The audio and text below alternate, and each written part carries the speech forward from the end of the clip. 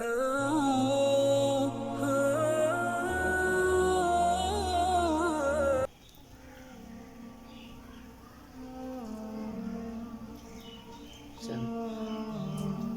آپ سب نے کھانا کھانے سے پہلے ہاتھ دھو لیے ہیں؟ جی ہاں۔ میں تو ہاتھ دھونا ہی بھول گیا۔ یہ تو بہت بری بات ہے۔ بعض اوقات ہاتھ نہ دھونے سے کئی نقصان بھی ہو جاتے ہیں۔ وہ کیسے؟ ہمارے قائد صاحب نے ہمیں ایک واقعہ سنایا تھا۔ کون سا واقعہ؟ ایک ڈرائیور گاڑی چلاتے ہوئے جا رہا تھا۔ اچانک اس کے ٹائر کے نیچے سانپ آ گیا اور سانپ کی زہر ٹائر کے اوپر لگ گئی۔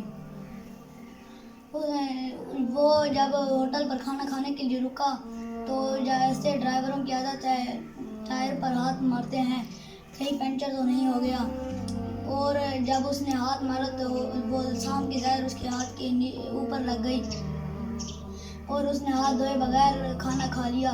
جب انہوں نے کھانا کھایا تو کھانے کے ساتھ زہر بھی اس کے پیٹ میں چلی گئی اور وہ مر گیا۔ دیکھیے ہاتھ نہ دھونے کی وجہ سے کتنا بڑا نقصان ہو گیا۔